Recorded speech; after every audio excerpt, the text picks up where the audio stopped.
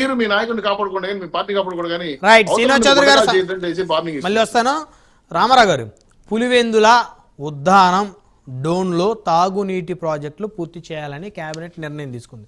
ఏంటి సార్, ఇన్ని సంవత్సరాల్లో పులివెందులో తాగునీటి ప్రాజెక్టులు ఎందుకు పూర్తి అవ్వలేదు? ఇప్పుడు కూటమి ప్రభుత్వం నిర్ణయం తీసుకోవటం ఏంటి? రాజశేఖర రెడ్డి గారు ముఖ్యమంత్రి చేశారు, దాదాపు ఆయన 6 సార్లు అక్కడ ఎమ్మెల్యేగా పనిచేశారు, వారి సోదరుడు పనిచేశారు, జగన్మోహన్ రెడ్డి గారు ముఖ్యమంత్రి చేశారు. అదేంటి పులివెందులకు అలాంటి పరిస్థితి? ఇక్కడ కూటమి ప్రభుత్వం ద్వంద్వ వైఖరి ఉందండి. పులివెందులకు నిధులన్నీ తీసుకెళ్లి పులివెందులను అగ్రగామిగా నిలబెట్టారని చెప్పి నిన్నటి దాకా ఆరోపణలు. పులివెందులకే ఖర్చు పెట్టారు, రాష్ట్రంలోనే నిధులన్నీ తీసుకెళ్లి పులివెందులు పెట్టారని ఒక వైపు. ఏదైతే ప్రణాళికాబద్ధంగా పులివెందులను అభివృద్ధి చేసినటువంటి మాట వాస్తవం. బస్ షెల్టర్ కట్టారు, ప్రస్తుతం వస్తున్నారు. మరి ఇప్పుడు మనం చూస్తా ఉన్నాం కుప్పం గాని చంద్రగిరి గాని, అక్కడ కూడా ఇప్పుడు కూడా అభివృద్ధి పనులు జరుగుతున్నాయి. అంటే వరుసగా ప్రాధాన్యత క్రమంలో ఏ అవసరం ఉంటుందో దాన్ని తీసుకొస్తా ఉంటాయి ప్రభుత్వాలు, అదే విధంగా తీసుకురావచ్చు. అంటే పులివెందుల్లో ఇక తెలుగుదేశం ప్రభుత్వం కానీ మరొక ప్రభుత్వం కానీ ఏం పని చేయకూడదని ఎక్కడ అనుకుంటుందో చెప్పండి. చెయ్యొచ్చు. అంటే నేనేమంటానంటే రాజశేఖర రెడ్డి గారు, జగన్మోహన్ రెడ్డి గారు దాదాపు 4 దశాబ్దాల పైనుంచి కూడా ఆ ప్రాంతానికి వారే ఎమ్మెల్యేలుగా, మంత్రులుగా, ముఖ్యమంత్రులుగా పనిచేసి కూడా ఇంకా అక్కడ ప్రాంతానికి, ఆ పులివెందుల ప్రాంతానికి త్రాగునీటి ప్రాజెక్టు ఇంకా లేకపోవడం ఏంటి? జరుగుతా ఉంది. ఒక 5 రోజులు కాదు,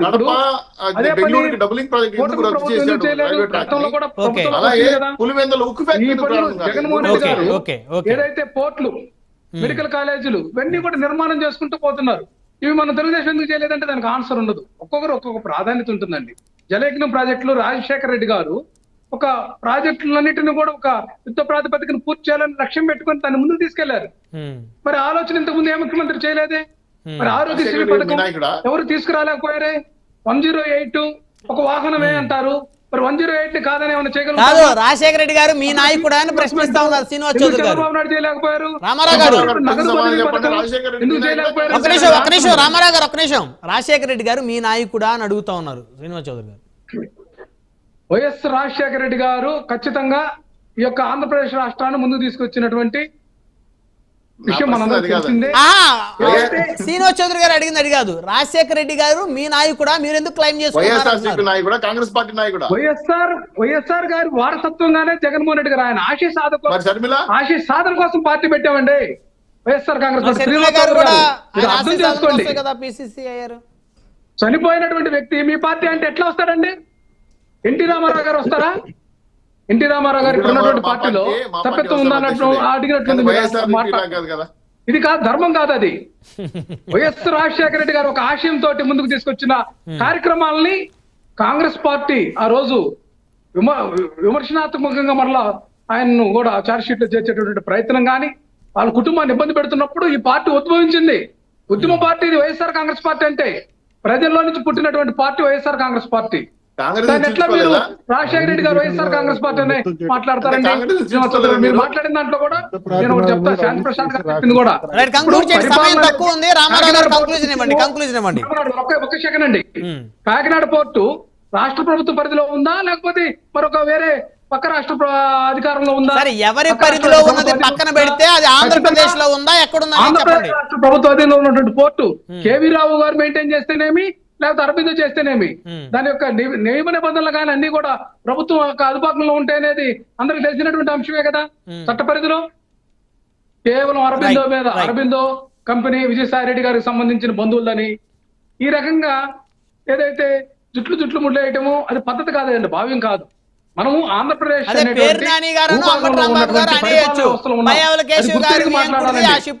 చాలా ఉంది, అక్రమ రైస్ అందులో ఉంది, అందులో తనిఖీ చేయలేదని మీ మాజీ మంత్రులు ఈజీగా అనేయచ్చు, కానీ పక్క పార్టీ వాళ్ళు మిమ్మల్ని అనకూడదు. అది ఎట్లా రామారావు గారు?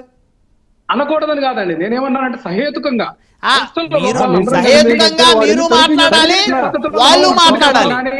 ఆరోపణలు ప్రత్యారోపణలతో ఏదో రాజకీయ లబ్ధి కోసం లేకపోతే రాజకీయ ఉత్సాహంతో ఏదైతే పార్టీలు వెనకేసుకునే వచ్చేటటువంటి విధానం ఆ మాట్లాడుతూ పోతుంటే ఈ వ్యవస్థ ఎప్పుడు బాగుపడుతుందండి? ఈ డిబేట్స్ అన్ని కూడా మీరు పెడుతుంది కేవలం వ్యవస్థీకృతంగా మెరుగైనటువంటి నాగరికత సమాజాన్ని నూతనంగా మరలా ఆవిష్కరించుకోవాలి.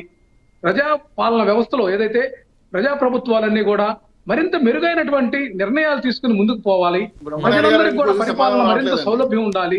రైట్, ఏదైతే రైట్, చట్ట వ్యతిరేక రైట్. కార్యక్రమాలన్నిటిని కూడా మనం నిర్మూలించాలనే కదా మనం అందరం కూడా ముందుకు పోవాలి. రైట్, రామారావు గారు సమయం లేదు, సమయం లేదు. రామారావు గారు సమయం లేదు. ఈ యొక్క విమర్శలు. శాంతి ప్రసాద్ గారు కంక్లూజన్ ఇవ్వండి.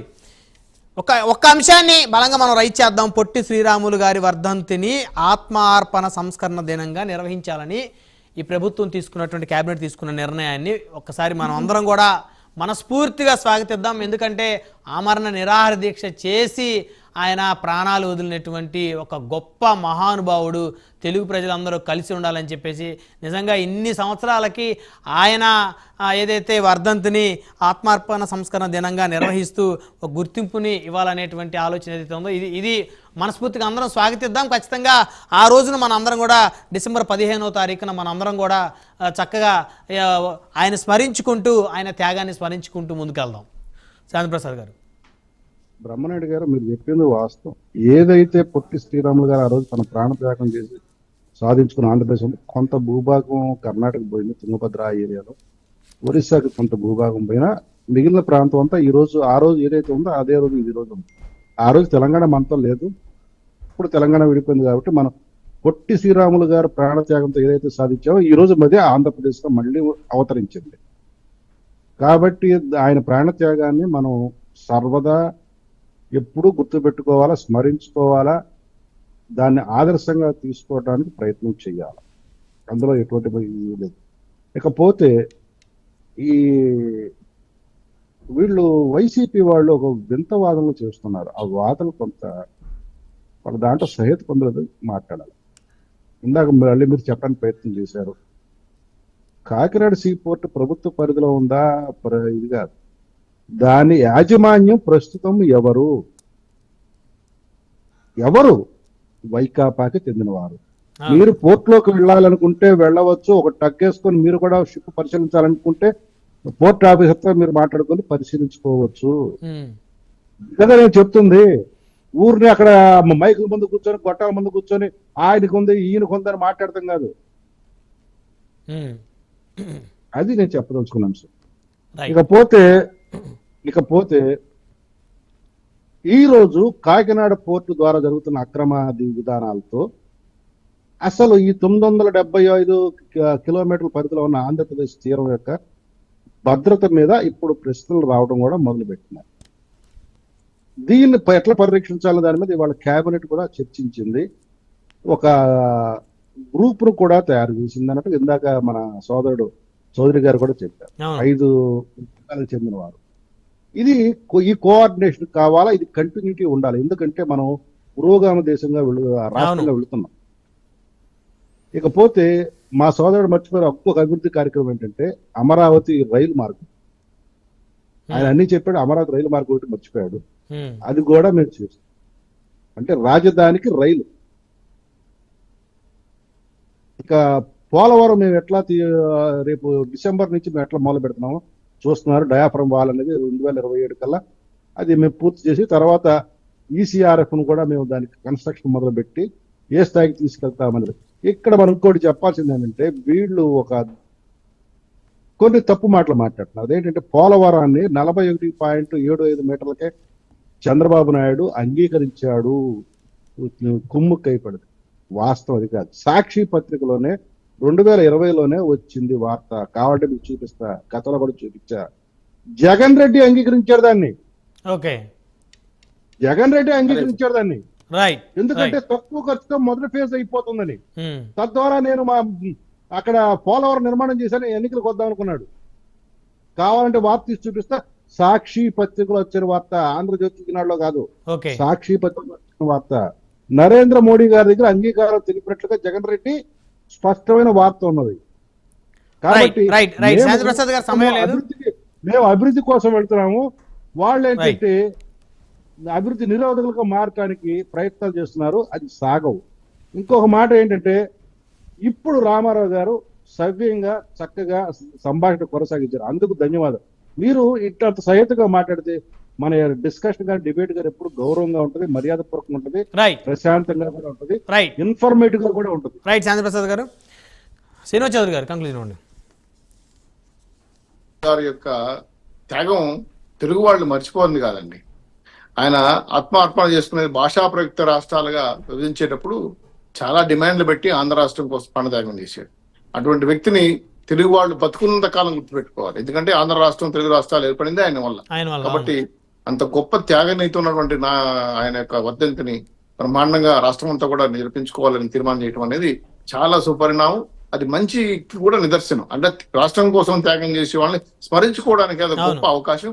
పిల్లలకి మన భవిష్యత్ తరానికి పలానా వ్యక్తి ఈ విధంగా చేశారని చెప్పడానికి ఒక